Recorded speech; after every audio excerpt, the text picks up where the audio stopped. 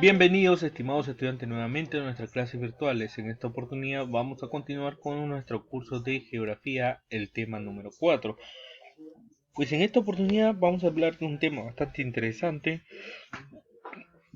bastante importante y que hay justamente una película animada que habla sobre esto, que es eh, la era de hielo, ¿no? La parte de la deriva continental, ¿no?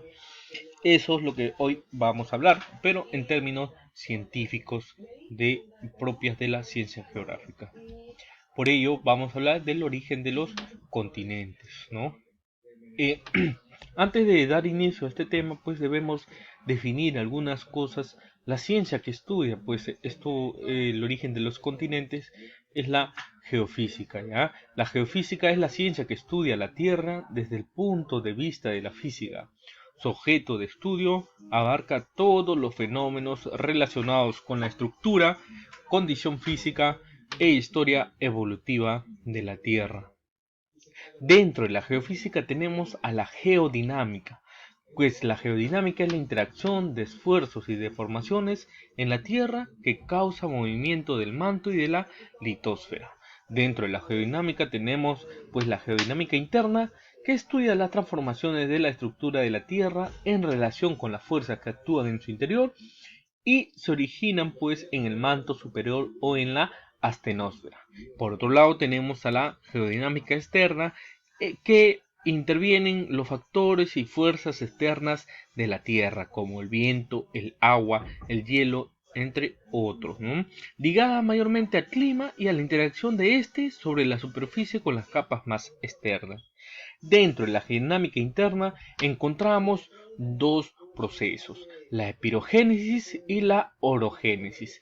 Dentro de la orogénesis podemos decir pues que es el movimiento de movimientos espirogénicos de hundimiento dan lugar a la formación de las grandes depresiones como el Mar Negro, el Mar Mediterráneo, la cuenca Maracaibo, y también pues el proceso de epirogénesis se relaciona directamente con la formación de los continentes. Por otro lado tenemos a la orogénesis, que pues la deformación es la deformación de gran escala de la litosfera originan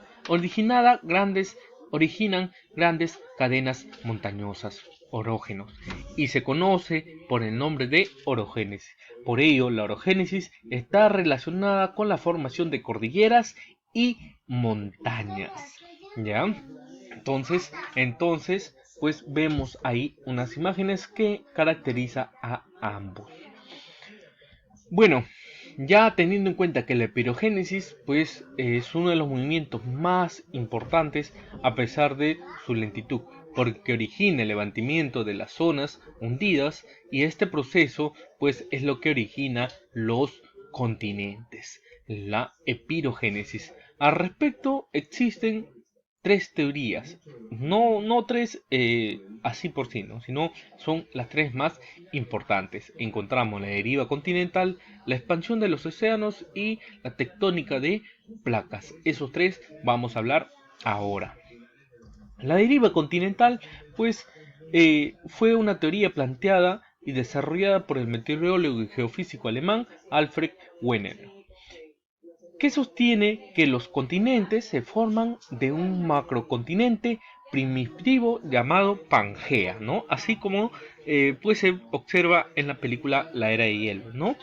De esta Pangea pues estuvo rodeada de un océano primitivo denominado Pantalasa. Ojo con eso, el océano primitivo denominado Pantalasa. Y en su interior, es decir, la Pantalasa, tenía un mar llamado Tetis. Un mar llamado Tetis. De la desintegración de la Pangea resultaron los continentes actuales. Su primera fragmentación ocurrió en el periodo Triásico y de esta forma se formaron la Laurasia y la Gondwana. La Eurasia derivó al norte y se fragmentó dando origen a Norteamérica, Eurasia y Groenlandia. La Gondwana derivó al sur y de su fragmentación se formaron Sudamérica, África, Antártida, Australia y la India. La India derivó después al norte hasta chocar con Asia y de esta colisión se formó la cordillera más alta del mundo, el Himalaya. De acuerdo con esta teoría, la deriva de los continentes debe continuar. Actualmente la deriva de los continentes continúa.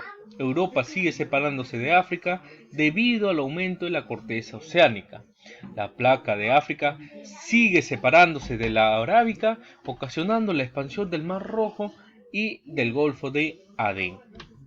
Acá vemos la Pangea, ¿ya?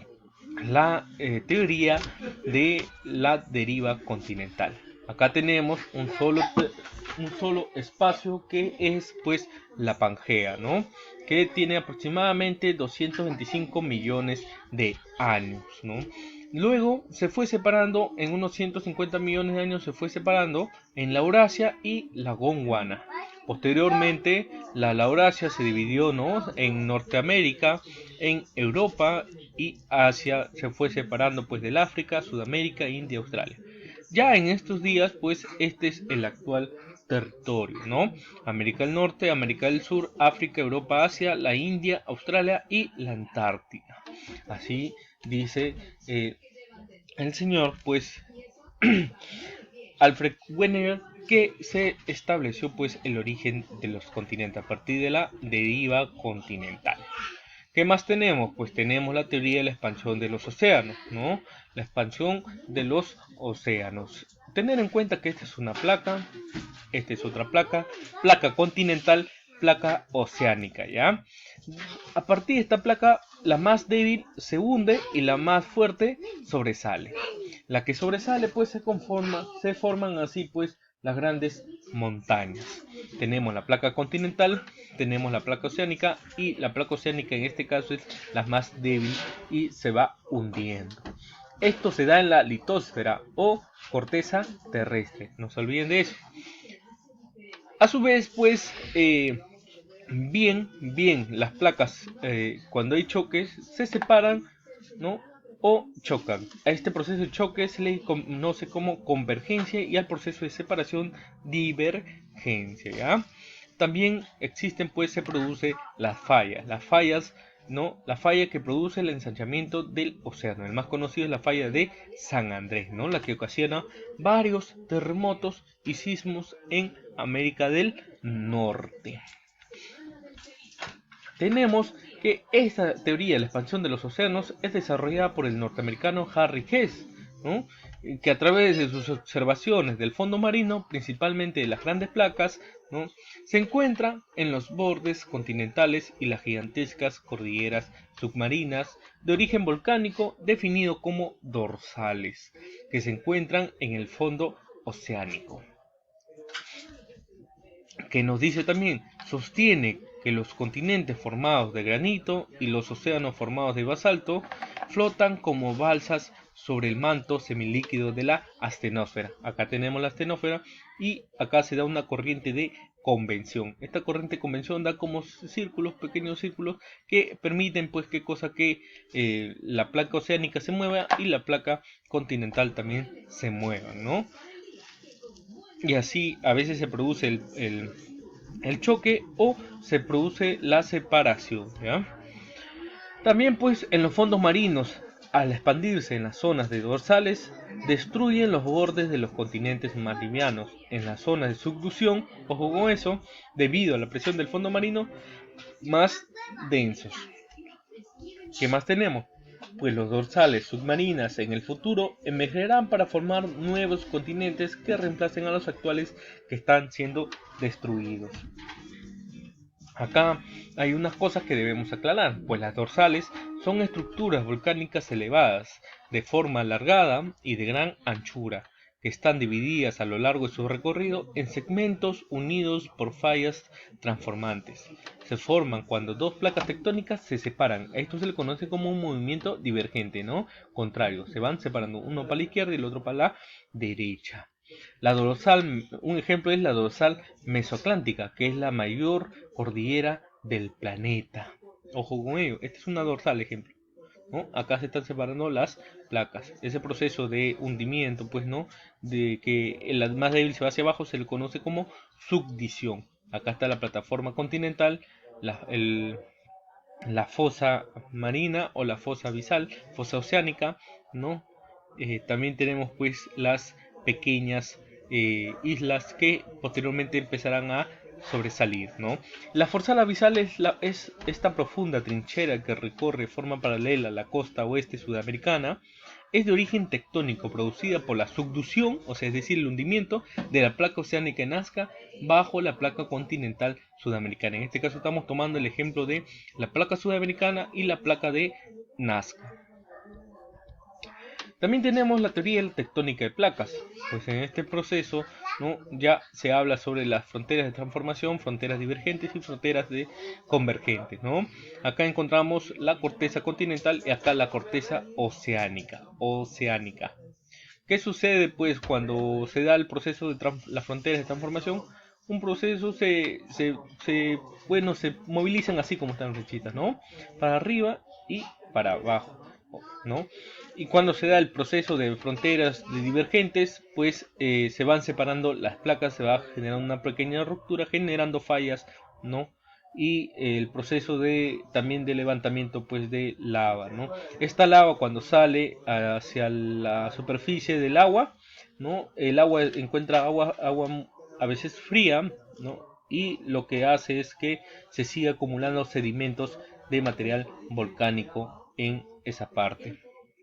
Y ya cuando se da el proceso de fronteras convergentes, ¿no? Lo que mencionaba hace poco es que una placa se hunde y la otra sobresale. Al punto más bajo entre dos placas, sea cual sea, se le conoce como la fosa abisal o fosa oceánica. Bueno, la tectónica de placas fue propuesta por la comunidad científica internacional en 1961. Los autores mayormente sobresalen pues Harry Hess, Tuso Wilson y Morgan Pearl. Esta teoría se complementa con la teoría de la deriva continental, pues busca explicar las principales formaciones geológicas, así como la evolución y distribución de los continentes y océanos, la distribución de los movimientos sísmicos, magmatismo y metamorfismo. De acuerdo a esta teoría, la litosfera está formada por grandes fragmentos en continuos movimientos unos respecto a otros. Las placas tectónicas que flotan sobre la astenósfera, separadas por bordes donde se producen la actividad volcánica y actividad sísmica. Claro, pues si dos placas chocan, ¿no? Generan un intenso temblor, ¿no? O terremoto. Esta teoría, la tectónica de placas, explica la distribución en zonas estrechas y alargadas de terremotos, volcanes y cordilleras. Bueno, eso ya lo hemos hablado, divergente, convergente, transformante. Y tenemos las principales placas, que son un total de 12. La que se encuentra que la americana, todo el bloque de América, euroasiática, está Europa y Asia excepto la India, la africana choca con la euroasiática, la indo-australiana que está la India, Australia y Nueva Zelanda, la Antártica considerada como la más estable, Cocos, placas centroamericana, arábica que está ubicada en África, entre la africana y la euroasiática, Antillas, conocida como la placa del Caribe, Filipinas es una placa oceánica, Juan de Fuga, que está ubicada entre América y Asia, Nazca, la placa oceánica choca con la placa sudamericana, la Pacífica, que es casi todo el Océano Pacífico, y parte de Nueva Zelanda, que es la placa tectónica más grande.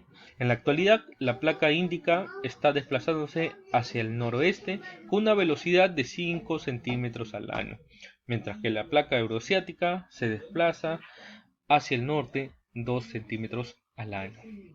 Bueno, estimados estudiantes, eso es todo la sesión por hoy. Es una sesión bastante intensa y bueno, un poco compleja, pero necesario para nuestros conocimientos en el tema geográfico. Hasta una próxima sesión de geografía.